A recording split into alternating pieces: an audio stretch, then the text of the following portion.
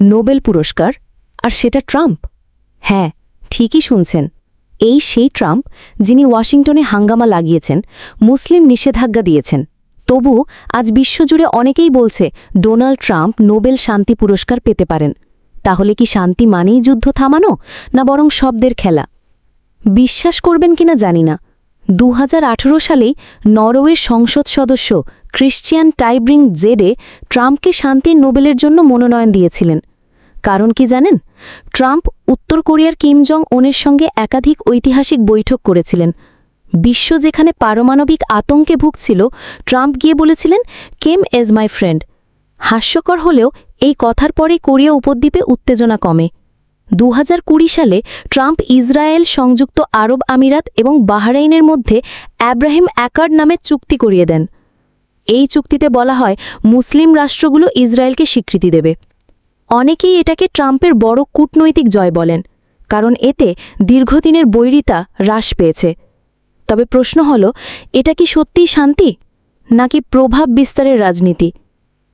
আপনি কি জানেন, আফগানিস্তানে যুক্তরাষ্ট্রের 18 বছরের যুদ্ধ শেষ করার জন্য ট্রাম্পই তালেবানদের সঙ্গে শান্তি চুক্তি করেছিলেন। দোহা চুক্তির মাধ্যমে ট্রাম্প ঘোষণা করেছিলেন, আমরা যুদ্ধ চাই না, শান্তি চাই। এবং সেই চুক্তির পরই আমেরিকান সেনারা আফগানিস্তান থেকে ফেরত আসে। তাহলে নোবেল পাবে কেন? নোবেল পুরস্কার কি কেবল শান্তির পুরস্কার, নাকি এর পেছনে রাজনৈতিক স্ট্র্যাটেজি আছে?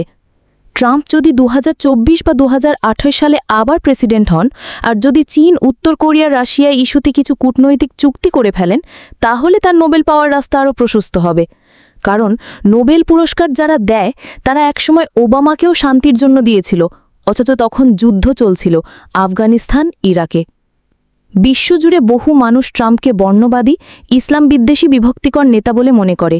তিনি মুসলিম ব্যান দিয়েছেন, মেক্সিকান বর্ডারে দেওয়াল তুলেছেন, প্যালেস্টাইন ইস্যুতে ফিলিস্তিনিদের পাশে না দাঁড়িয়ে ইসরায়েলকে সরাসরি সাপোর্ট দিয়েছেন।